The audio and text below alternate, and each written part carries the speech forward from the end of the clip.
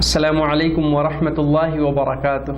अल्हम्दुलिल्लाह वस्सलातु वस्सलामु अला रसूलिल्लाह व अला आलिहि व अस्हाबिहि अजमईन, अम्मा बाद। मेरा सम्पूर्ण दाजुभाइ तथा दिदीबहिनीहरू, आज हामीहरूको यो 8औं पाठ हो अनि आज चाहिँ हामीहरू यो कुरा बुझ्नेछौँ कि आजको मनुष्यहरू चाहिँ कसरी शिर्क गरिरहेका हुन्छन् अनि कसरी चाहिँ तिनीहरू शिर्क जस्तो नराम्रो कार्यमा लिप्त छन् र त्यसै गरी चाहिँ नेक सदाचारी पुरुषोत्तम महान पुरुषहरूको तिनीहरू कसरी उपासना गर्न थाल्छन् अनि अल्लाहको साथमा सहभागी बनाउन थाल्छन्।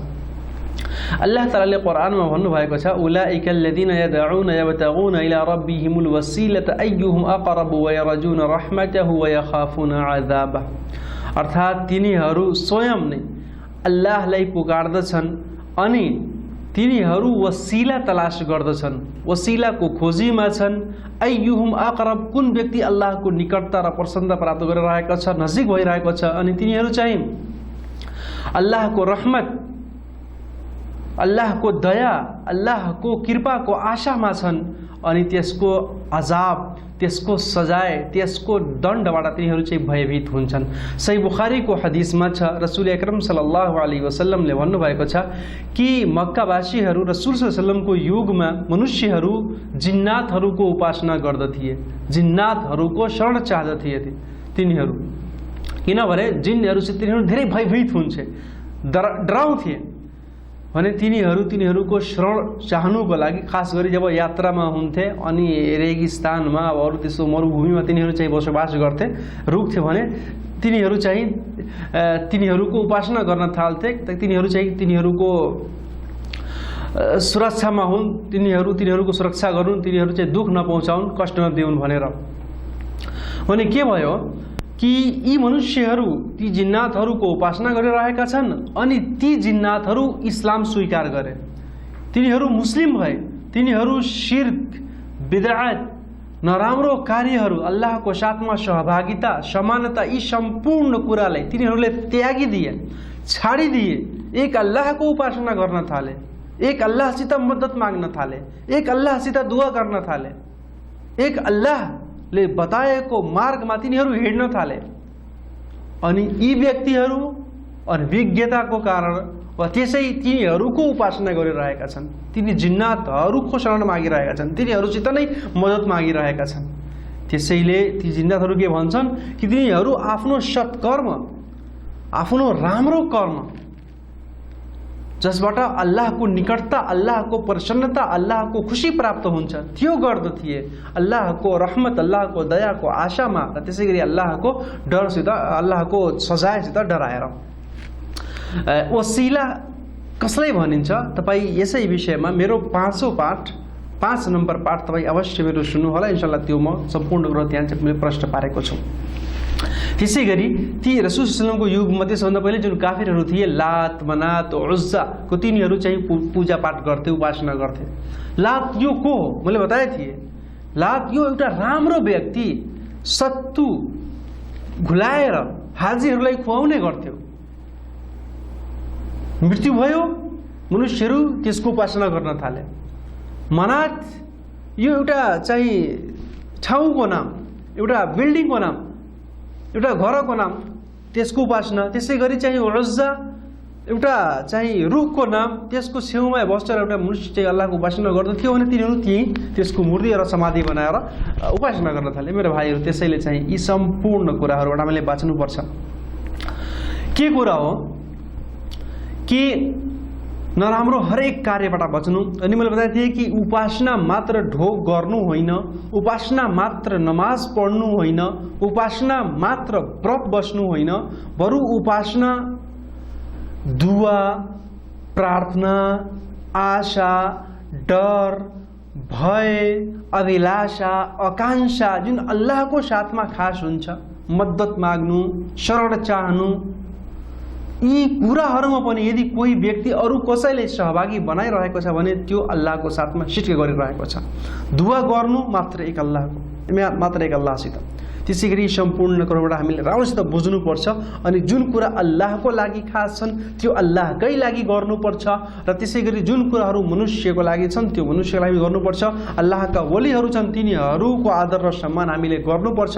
तर शिर्कको इबादतको कुनै पनि प्रकार उनीहरूको साथमा हामी चाहिँ सम्मिलित गर्न सक्दैनौँ। यसमा कुनै पनि कम्प्रोमाइज, कुनै पनि सम्झौता हामी गर्न सक्दैनौँ। म हजुरलाई एउटा हदिस सुनाउन चाहिरहेको छु। तिर्मिजीको सही हदिस हो, हदिस नम्बर 2180 नम्बर हदिस हो। हते अबू वाकिद अल-लैथी रज़ियल्लाहु अन्हुले भन्नुहुन्छ कि रसूल सल्लल्लाहु अलैहि वसल्लम हुनैनको युद्ध भएको थियो। त्यहाँबाट जानुभयो भने एउटा रुख थियो काफिरहरूको, त्यसलाई जाते अनवाद के भनिन्थ्यो, जाते अनवाद। त्यस रुखको नाम चाहिँ जाते अनवाद थियो। ती काफिरहरू चाहिँ आफ्नो हतियार, आफ्नो हात हतियार चाहिँ त्यसमा लटकाउने गर्थे, त्यस रुखमा। सहाबाहरूले के भन्नुभयो, हे अल्लाहको रसूल, इजअल लना जात अनवातिन कमा लहुम जात अनवात।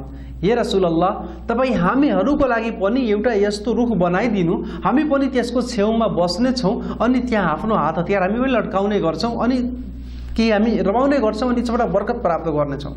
तपाईँ हेर्नुहोस्, सहाबाले के भन्नुभयो कि तपाईँ मात्र एउटा रुख बनाइदिनु, हामी त्यसको उपासना गर्ने छैनौँ। उपासनाको लागि तिनीहरूले केही पनि भनेका थिएनन् कि हामी त्यस रुखको उपासना गर्छौँ, त्यसको अगाडि हामी बलि दिन्छौँ, जनावर वध गर्छौँ, होइन।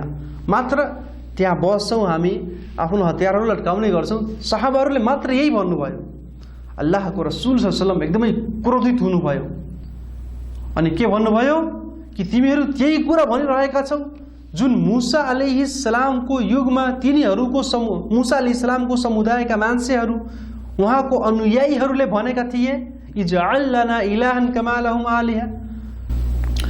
जब तिनीहरूले चाहिँ देखे काफिरहरू मूर्तिहरूको पूजा गर्दथे भने तिनीहरूले पनि मूसा अलैहिस्सलामसित के भने कि हामीहरूलाई पनि यस्तै बनाइदिनु। उहाँको अनुयायीहरूले के यही भने मूसा अलैहिस्सलामसित भने रसूल सल्लल्लाहु अलैहि वसल्लमले भन्नुभयो कि वल्लदी नफ्सी बियदिही, शपथ छ, कसम छ त्यस अल्लाहको जसको हातमा मेरो ज्यान छ, लतरकबुन्न सुन्नत मन कान क़ब्लिकुम, सुन्नत मन कान क़ब्लकुम, कि तिमीहरू त तिनीहरूको बाटोमा, तिनीहरूको पछि नै हिँड्नेछौ, जस्तो कि पहिलाका व्यक्तिहरू हिँडेका थिए। जुन तिनीहरू नराम्रो कर्म गरेका थिए हामी पनि त्यसमा पस्नेछौँ। त्यसैले रसूल सल्लल्लाहु अलैहि वसल्लम हामीले यसबाट सावधान गर्नुभएको छ, सचेत गर्नुभएको छ, हामीहरूलाई यसबाट डराउनु भएको छ, टाढा बस्ने हामीलाई आदेश दिनुभएको छ। त्यसैले यस कुरामा सराबसित ध्यान दिनुपर्छ। मेरो भाइहरू, आजको जुन हाम्रो यस युगमा जुन मुस्लिमहरू छन् तिनीहरू पनि शिर्क गरिरहेका छन्। मैले बताएँ शिर्क तिनीहरूले पनि गर्दै गर्छन् कुनै न कुनै प्रकारले। अब बजारमा गएर, चिहानमा गएर च्यादर चढाउनु, फुलहरू डाल्नु, अनि कहिलेकाहीँ म आफ्नो आँखाले हेरेको छु अजमेरमा गएर मनुष्यहरू त्यसमा ढोक पनि गर्छन्। के हो यो, के हो? अब त्यो भन्छन् होइन यो इबादतको नियतले होइन, यो मात्र ताजिमको नियतले हो। जुन पनि नियतले तपाईँ ढोक गर्नु कबरको अगाडि, त्यो शिर्क हुन्छ। यदि औलाद, बच्चा, सन्तान तपाईँ कबरवालाहरूसित माग्नुहुन्छ त्यो पनि शिर्क हो। त्यसै गरी अरू सम्पूर्ण कुराहरू मैले बताएँ कि डर, अभिलाषा, आकांक्षा, आशा यिनीहरू मेरो सिफारिसी हुनेछन् अल्लाहको दरबारमा। यो सम्पूर्ण कुराहरू शिर्कसम्म पुर्याइदिन्छन्। मैले बताए थिए कि त्यस युगका काफिरहरू अल्लाहलाई एक मान्दथे, अल्लाहलाई एक मान्दथे। अल्लाह नै सृष्टिकर्ता, पालनकर्ता, अन्नदाता, सम्पूर्ण ब्रह्माण्डको रचयिता मान्दथे। अनि अर्कैको पनि उपासना गर्दथे। अनि के भन्दथे कि हामीहरू यिनीहरूको उपासना किन गर्छौँ, यिनीहरू हामीले अल्लाह कहाँ पुर्याइदिन्छन्। त्यसैले आजको भाइहरू मैले बताएँ कि मात्र नमाज पढ्नु शिर्क होइन, अर्को लागि अरू कसैको लागि होइन। दुआ, प्रार्थना, बलि, बध, त्यसै गरी नजर, नियाज, यो सम्पूर्ण कुराहरू शिर्कमा हुन्छन्। अनि यदि कुनै अल्लाह बाहेक अरू कसैको लागि कुनै व्यक्तिले गर्दछ भने त्यसैले हरेक कुरा इस्लामी नियम अनुसार तपाईँले गर्नुहोस्। आजको यस मुस्लिम व्यक्तिहरूको शिर्क किन बढी छ, किन यिनीहरूको शिर्क एकदमै भयङ्कर छ, ठुलो छ, किनभने त्यस युगमा रसूल सल्लल्लाहु अलैहि वसल्लमको युगमा वा त्यसभन्दा पहिले मनुष्यहरू प्रसन्नता, खुसी, सम्पन्नताको अवस्थामा शिर्क गर्थे। तर अप्ठ्यारो परेको अवस्थामा, खाँचो परेको अवस्थामा, पर्याएको बेलामा, पीडा र दुःखको बेलामा तिनीहरू मात्र एक अल्लाहको उपासना गर्दथे। यसको प्रमाण कुरानमा छ। अल्लाह तालाले सूरतुल अनकबूतमा भन्नुभएको छ फइदा रकिबु फिल फुल्क दअउ अल्लाह मुखलिसिन लहुद्दीन फलम्मा नज्जाहुम इलल बर्रि इदा हुम युश्रिकुन।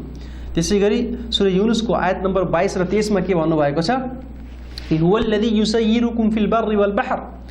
अल्लाह तालाले नै तपाईहरुलाई हिड्ने शक्ति प्रदान गर्नुभएको छ जल र थल दुवैमा, धरतीमा पनि अनि समुद्रमा पनि। हत्ता इदा कुन्तुम फिल फुल्क, यहाँसम्म कि जब तपाईहरु ढुङ्गामा बस्छौ अनि समुद्रमा सफर गर्छौ, यात्रा गर्छौ, नदीमा हिड्छौ, पानी माथि ढुङ्गामा सवार भएर वजरैन बिहिम बिरिहिन तय्यबा, अनि जुन हावा हुन्छ त्यो चाहिँ ढुङ्गाको अनुकूल हुन्छ, त्यसै अनुकूल चलिरहेको हुन्छ। तिमीहरू चाहिँ एकदमै प्रसन्न हुन्छौ, रमाइरहेका हुन्छौ, आनन्दित हुन्छौ, खुसी हुन्छौ। जाअतहा रिहुन आसिफ, अकस्मात अचानक एकासी के हुन्छ विपरीत हावा चल्न थाल्छ, तेज हावा, तुफानी हावा चल्न थाल्छ अनि चाहिँ तेज लहर उड्न थाल्छ। वजाअहुमुल मौज मिन कुल्ली मकान, ठुलठुला लहरहरू उड्न थाल्छन् समुद्रमा, नदीमा। के हुन्छ वजन्नु अन्नहुम उहीत बिहिम, अनि तिनीहरूको विश्वास भइहाल्छ कि तिनीहरू चाहिँ अब डुबिहाल्छन्, अब त डुब्छन्, अब मर्छन्, अब समाप्त हुन्छन् भन्ने के हुन्छ दअउ अल्लाह मुखलिसिन लहुद्दीन। त्यस अवस्थामा चाहिँ कोही पनि बचाउन सक्दैन भने तिनीहरू शुद्ध मनले एकाग्र भएर एउटै अल्लाहलाई पुकार्न थाल्छन्। अनि जब अल्लाह तालाले तिनीहरूलाई बचाइलिनुहुन्छ, फेरि हावा अनुकूल भइहाल्छ, ढुङ्गा चाहिँ सही हुन्छ अनि किनारामा गइहाल्छ, तिनीहरू चाहिँ ओर्लिहाल्छन् ढुङ्गाबाट, फेरि तिनीहरू सिर्के गर्न थाल्छन्। दुःखको अवस्थामा तिनीहरू एक अल्लाहलाई नै पुकार्छन्। मेरो भाइहरू, यही अवस्था आजको जुन व्यक्तिहरू हुन्छन् नि, खुसीको बेलामा त धेरै यताउता काम गर्छन्, अब सन्तान यदि भइरहेको छैन भने दुखीको अवस्थामा छन्, अल्लाहलाई पुकार्छन्, के गर्छन् अनि फेरि खुसी आयो अब फला मजारमा गएर के गर्ने के नगर्ने। त्यसैगरी तपाई अल्लाहको वलीहरूको आदर र सम्मान गर्नुस्, उनीहरूको अवहेलना नगर्नुस्, उनीहरूको चाहिँ अवज्ञा नगर्नुस्, बरु उनीहरूको आदर र सम्मान गर्नुस्।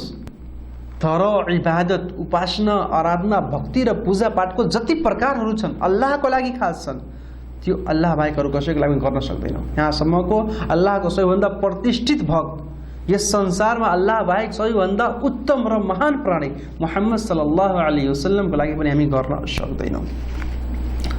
मेरो भाइहरू, जुन काफिरहरू नरकमा जान्छन्, जब उनीहरूसित सोधिनेछ भने के भन्छन् तिनीहरू तल्लाही इन कुन्ना लफी दलालिम मुबिन, हामीहरू चाहिँ एकदमै खुल्ला भ्रष्टतामा थिए। इद नुसव्वीकुम बिरब्बिल आलमीन, हामी अल्लाहको साथमा अल्लाहको पार्टनरशिप बनाएका थिए, तिनीहरूले भन्ने गर्छन् अल्लाहको सहभागी बनाएका थिए भने के भन्छन्? के उनीहरू अल्लाहको साथमा तिनीहरूले अरू कसैले सृष्टिकर्ता पालनकर्ता मानेका थिए, रचयिता अन्नदाता मानेका थिए? होइन।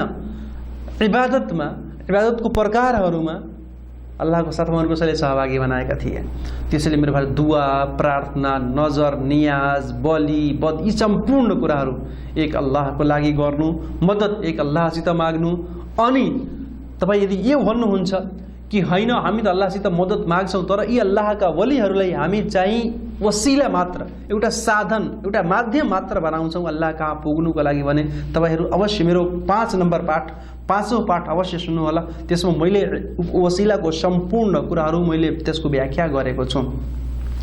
यदि तपाईँहरू कामयाबी चाहनुहुन्छ, सफलता चाहनुहुन्छ, लोक र परलोक दुवै जीवनमा सफलता र मुक्ति प्राप्त गर्न चाहनुहुन्छ भने एक अल्लाहको उपासना गर्नु, एक अल्लाहको आराधना, भक्ति र पूजा पाठ गर्नु। अल्लाह तालाले भन्नुभएको छ व अन्नल मसाजिद लिल्लाहि फला तदउ मअल्लाहि अहदा, यी मस्जिदहरू अल्लाहकै लागि बनाइएका हुन्छन्, त्यसैगरी तिमीहरू अल्लाह बाहेक अरू कसैलाई कहिले पनि नपुकार। तदउ, यहाँ तदउको शब्द छ, दुआ गर्नु, बोलाउनु, गुहार गर्नु, आह्वान गर्नु, पुकार्नु। त्यसैगरी सम्पूर्ण कुराहरू यसमा आउने गर्छन्। अल्लाहको साथमा अल्लाह बाहेक अरू कसैलाई हामी नपुकार्ने गरौँ मद्दतको लागि। अब यहाँ भन्छ मद्दतको लागि अल्लाहलाई नै पुकार्नुपर्छ भने अब हामी अर्कासित किन मद्दत माग्छौँ, पानी अर्कासित किन माग्छौँ भने यो होइन।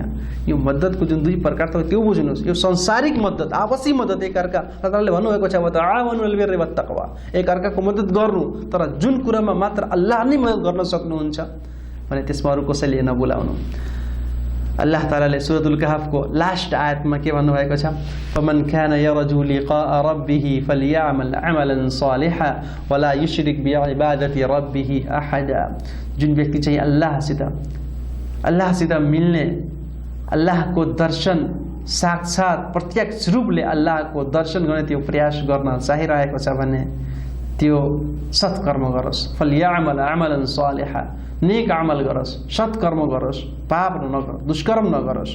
वला युश्रिक बिइबादति रब्बिह अहदा, र आफ्नो पालनकर्ता, आफ्नो सृष्टिकर्ता, आफ्नो अन्नदाता, आफ्नो रचयिताको इबादतमा अरू कसैलाई पनि सहभागी र साझेदार नबनाओस् कुनै पनि प्रकारले। यदि हामी यस्तो गर्छौं इन्शाअल्लाह हामी अल्लाहको दर्शन पनि गर्नेछौं, स्वर्गमा प्रवेश पनि पाउनेछौं अनि हरेक ठाउँमा हामीले सफलता र मुक्ति प्राप्त हुन्छ। त्यसैले मेरो तपाई यो शिर्क यो सबैभन्दा मूल कुरो हो इस्लामको। यसले राम्रोसित बुझ्नु, तौहीद र शिर्क बारे राम्रोसित कुरा बुझ्नु, किनभने यो प्रथम बुनियाद हो। यदि हाम्रो यही बुनियाद सही हुँदैन भने हामी मुस्लिम पनि हुन सक्दैनौं। अल्लाह तालाले हामी हरेक जनालाई हरेक राम्रो कर्म गर्ने तौफिक प्रदान गरून्, सत्य कुराहरू बुझ्ने अल्लाह तालाले हामीले शक्ति तर तौफिक प्रदान गरून् र सत्य मार्गमा हिँड्ने अल्लाह ताला हामीलाई प्रेरणा दिउन् र हाम्रो हरेक कर्मलाई स्वीकार गरेर लोक र परलोक दुवै जीवनलाई सफल पारुन्। आमीन। वस्सलामु अलैकुम वरहमतुल्लाहि वबरकातुहू।